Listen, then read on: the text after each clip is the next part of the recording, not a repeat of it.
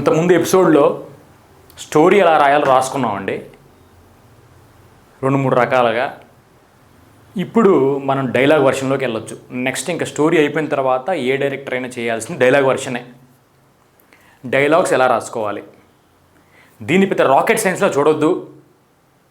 దీన్ని చాలామంది మిమ్మల్ని భయపెడతా ఉంటారు, నీ డైలాగ్ రావదా, అట్లా రాయాలరా, ఇట్లా రాయాలరా, అసలు నీకు సినిమా అంటే చాలా కష్టం రా, ఇవన్నీ చెప్తారు. ఇవన్నీ తీసి పక్కన పడేయండి. మీకు మనం చాలాసార్లు చెప్పాం, story is the main. Story బాగుంటే, స్టోరీలో దమ్ముంటే, స్టోరీ ఇంట్రెస్టింగ్గా ఉంటే, స్టోరీ రామాయణం అంత కమనీయంగా రాసుకుంటే, ఒక 20 పేజీలో 30 పేజీలో 80 పేజీల్లోనో రాసుకుంటే తర్వాత మీకు మిగతా చేసే వాళ్ళందరూ మీకు వస్తారు. డైలాగ్ వర్షన్ రాసేవాళ్ళు మీరు కొనుక్కోవచ్చు, బయట వాళ్ళకి డబ్బులు ఇచ్చి కొనుక్కోవచ్చు, లేదంటే వాళ్ళ పేరేసి మరీ రాసుకోవచ్చు వేరే సినిమాలు పనిచేసిన వాళ్ళని. దాని తర్వాత స్క్రీన్ ప్లే రాసేవాళ్ళు దొరుకుతారు, వాళ్ళతో మీరు రాపించుకోవచ్చు. ప్రతిదీ ఇక్కడి నుంచి స్టోరీ ఒకటి మాత్రం మీరు కూర్చుంటే మిగతాదంతా కూడా ప్రతి డిపార్ట్మెంట్ 24 ఫ్రేమ్స్ మీకు దొరుకుతారు. ఆల్రెడీ సినిమా పనిచేసిన కూడా దొరుకుతారు. సో ఇక్కడ మెయిన్ ఏంటంటే, ఇవన్నీ మనం ఎందుకు తెలుసుకుంటున్నామంటే, ఫస్ట్ మనకి స్టోరీ ఇంత కమనీయంగా రావాలి, వచ్చిన తర్వాత డైలాగ్ వర్షన్ కూడా మనకు తెలిస్తే మీకు రేపు అతను అతను ఏమి రాస్తున్నాడు అనేది మీకు అర్థమవుతుంది. ఏది వాడు చెప్పిందే వాళ్ళు రాసిందే నిజం అనుకుంటే మీరు ఇంకా మీకు అర్థం కాదు కదా.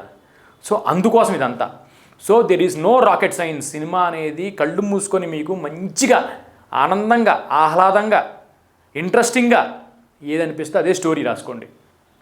20 పేజీలు రాసుకోండి. తర్వాత ఆ 20 పేజీలు బ్రహ్మాండంగా ఉండాలి. రామాయణం, మహాభారతం, లేదంటే ఒక మన శ్రీకృష్ణుడి జన్మచరిత్ర అవ్వచ్చు. అంటే ఎంత ఇంట్రెస్టింగ్గా ఉండాలి.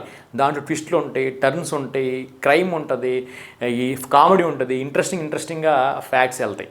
ఆ 3 యాక్ట్ స్ట్రక్చర్ యూజ్ చేసుకొని మీరు ఆ స్టోరీ రాసుకోండి. 3 యాక్ట్ స్ట్రక్చర్ మీద మనం వీడియో చేసాం ఆల్రెడీ.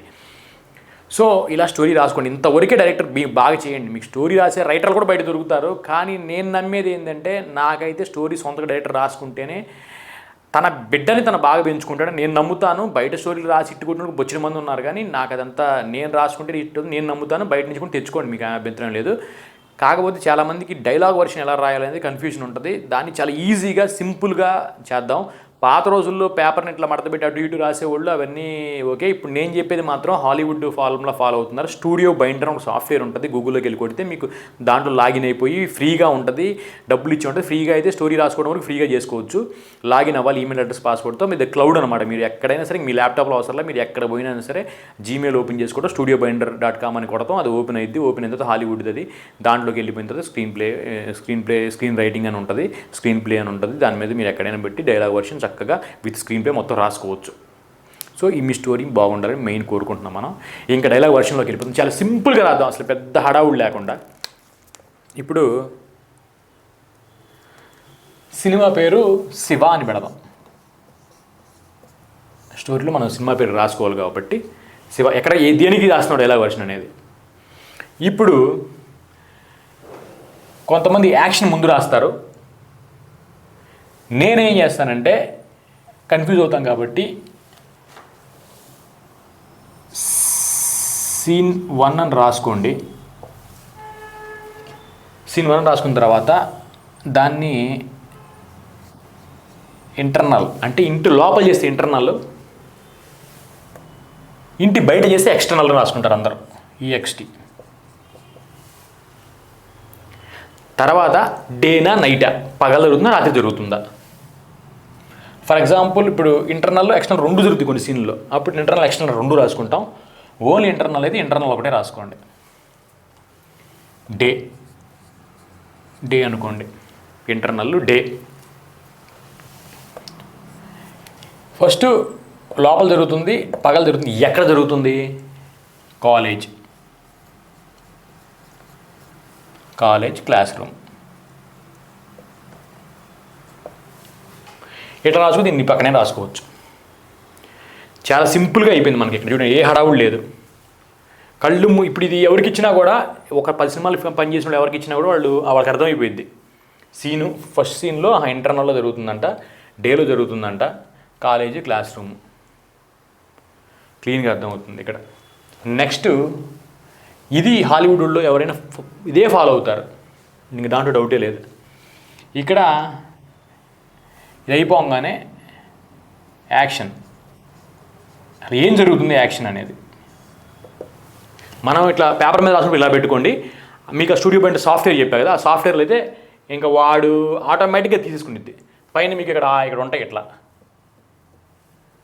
వాడు ఇంకా ఆటోమేటిక్గా step by scene 1 action day night మొత్తం వాడు మీరు ఒకసారి అది యూట్యూబ్లో ట్యూటోరియల్ ఉండదు, అది చూసి కూడా రాసుకోవచ్చు. లేదంటే డైరెక్ట్గా వాడు ఈ పాయింట్ క్లిక్ చేయగానే అక్కడికి వెళ్ళిపోయింది, ఈ పాయింట్ క్లిక్ చేయడానికి వెళ్ళిపోయింది, ఈ పాయింట్ క్లిక్ చేయగానే స్టెప్ బై స్టెప్ వెళ్ళిపోయింది. ఫస్ట్ ఇక్కడ యాక్షన్ స్టార్ట్ చేసుకోండి మీరు. Action. Hero entered into class. Heroine saw him.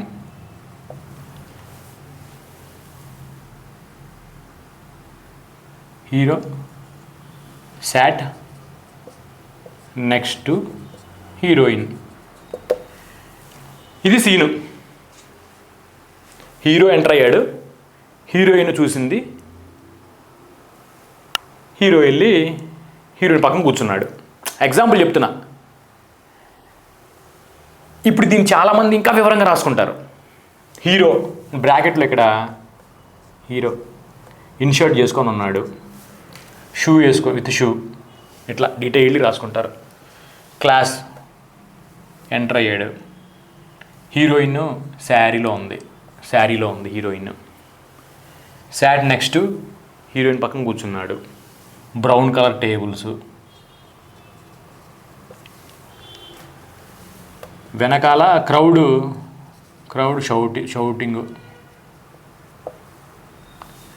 షౌటింగు. ఇట్లా డీటెయిల్డ్గా వాళ్ళు ఏం బట్టలు వేసుకున్నారు, హీరో వచ్చాడు, తలుపు దగ్గర నుంచున్నాడు, అటు ఇటు చూశాడు, క్లాస్లోకి వచ్చాడు, ఆ బట్టలు వేసుకొని వచ్చాడు, హీరోయిన్ ఆడ కూర్చొని ఉంది, ఆమె శారీ కట్టుకొని ఉంది, ఆమె కూర్చొని ఉంది, బ్రౌన్ కలర్ బెంచ్ల మీద కూర్చొని ఉన్నారు అని మొత్తం యాక్షన్ అంతా కూడా మీరు 1 లైన్ 2 లైన్ 3 లైన్ 10 లైన్లు 20 లైన్లు ఎంత లైన్లు వస్తే మీ సీన్ని బట్టి మీరు నీట్గా వివరంగా స్లోగా రాసుకోండి. ఏం రష్ లేదు, ఎందుకంటే ఈ యాక్షన్ మీదే డిపెండ్ అయి ఉంటుంది డైలాగులు అన్నీ కూడా. మీకు ఇంకా యాక్షన్ ఇక్కడి నుంచి ఫస్ట్ నుంచి స్టార్ట్ అవుతుంది, ఇక్కడి నుంచి స్టార్ట్ అవుతుంది యాక్షన్. మీ ఆ స్టూడియో పాయింటర్ సాఫ్ట్వేర్లో మీకు అర్థమవుతుంది. నేను అది కింద లింక్ పెడతాను డిస్క్రిప్షన్లో, లేదంటే అది ఆ స్టూడియో పాయింటర్ అనేది ఒక ఫోటో పెడతాను.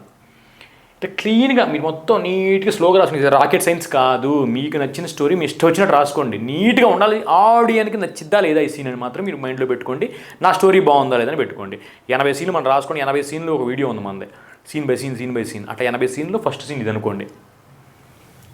క్రౌడెడ్ అరుస్తుందని చెప్పి ఇంతవరకు రాసుకున్నాను నీట్గా. దీన్ని ఎక్స్టెండ్ చేసుకోవచ్చు మీరు. వేరే అమ్మాయి హీరోయిన్ మీద ఇట్లా ర్యాకెట్ వేసాడు, హీరో ఇట్లా చేతితో ఇట్లా ఆపాడు,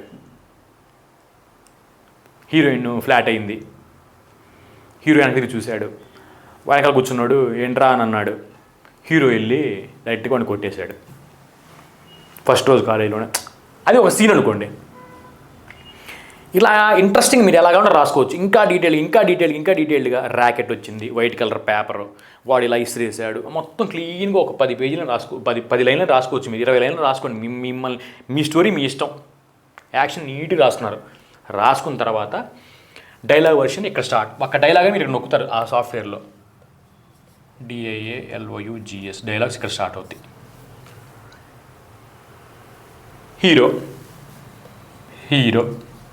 హీరోని వచ్చేసింది ఇక్కడ డైలాగ్ స్టార్ట్ అవుతాయి ఆ సాఫ్ట్వేర్లో. కానీ ఇప్పుడు రాసేవాళ్ళు ఎవరు కానీ డైలాగ్స్ కింద డైలాగ్ అనేది మధ్యలో స్టార్ట్ అయితే ఇంకా డైలాగ్ అదే, ఇంకా మధ్యలో వేరే ఏది స్టార్ట్ అవ్వదు. సీన్ 1 అని పడంగా ఇంటర్నల్ ఎక్స్టర్నల్ హెడ్డింగ్ లాగా వస్తుంది. ఇక్కడ కాలేజ్ క్లాస్ రూమ్ అనేది మనం రాసుకోవచ్చు, ఈ పక్కనే రాసుకోవచ్చు. మీకు డీటెయిల్ ఇంకా రాసుకోవచ్చు, కాలేజ్ క్లాస్ రూము, లేదంటే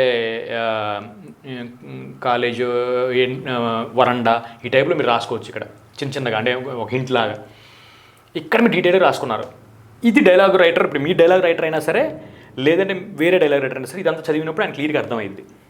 అందుకని అంత డీటెయిల్గా రాసుకుంటాం. ఇక్కడ ఈ మ్యాటరు సీన్ ఎక్కడ స్టార్ట్ అయితే యాక్షన్ కూడా అక్కడే స్టార్ట్ అయ్యింది. ఇంటర్నల్ కింద కరెక్ట్గా స్టార్ట్ అయ్యి ఇలా వెళ్ళిద్ది. సో ఇక్కడ ఇంటర్నల్ డే 1 వచ్చింది, కాలేజ్ వచ్చేసింది, ఇక్కడ యాక్షన్ స్టార్ట్ అయిపోయింది. మిడిల్లో స్టార్ట్ అయ్యింది డైలాగ్స్. ఇంకా ఇది ఒక ఫార్ములా కూడా ప్యాటర్న్ అనుకోండి. ఇంక మీరు రేపు కన్ఫ్యూజ్ అవ్వరు. ఇది ఇక్కడ స్టార్ట్ అయింది ఏంది, ఇది ఇక్కడ స్టార్ట్ అయింది ఏంది, ఇది ఇక్కడ స్టార్ట్ అయింది ఏంది అని. ఇక్కడ హీరో, ఇక్కడ మన హీరో డైలాగ్ అనమాట. ఎవడ్రా ర్యాకెట్ వేసింది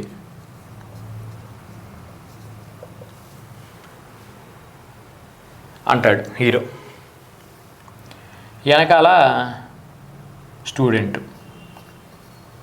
వాడికి పేరు పెట్టుకోవచ్చు మీరు. ఇక్కడ హీరో అంటే శివ,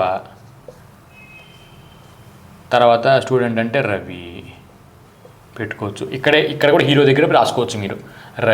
హీరో పేరు శివ, హీరోయిన్ రాధ, సంథింగ్ ఇట్లా రాసుకుంటూ రావచ్చు మీరు. ఇక్కడ స్టూడెంట్ రవి అని మళ్ళీ అతను సెంటర్కి వచ్చేస్తాడు చూడండి. ఇక్కడ డైలాగ్ స్టార్ట్ అయిన తర్వాత హీరో పేరు కింద డైలాగ్ స్టార్ట్ అవుతుంది. ఇక్కడి నుంచి ఇక్కడ డైలాగ్ అయిపోయింది. మళ్ళీ హీరో పేరు క్యాపిటల్ లెటర్లో వస్తాయి ఇవన్నీ. స్టూడెంట్ క్యాపిటల్ లెటర్లో వచ్చేసి అన్ని క్యాపిటల్ వస్తాయి. డైలాగ్ మీకు అర్థం అవడానికి రవి ఇంక ఇక్కడ క్యాపిటల్లో వచ్చింది అంటే ఇంక డైలాగ్స్ అనే అర్థం. సెంటర్లో క్యాపిటల్లో ఉంది డైలాగ్ అని అర్థం. ఇంక గుడ్డికి ఫాలో అయిపోతారు. స్క్రీన్ ప్లే రైటర్లు కావచ్చు, మీ రైటర్లు అవ్వచ్చు. నేనేరా ఏమి పీకుతావు, హీరోయిన్ పీకుతావు. ఇది అయిపోయిన తర్వాత ఇక్కడ మీరు హీరోయిన్ ఇప్పుడు మాట్లాడిద్ది అనుకోండి. ఇక్కడ ఏం రాస్తారంటే హీరోయిన్ పేరు for example Radha, DHA Radha.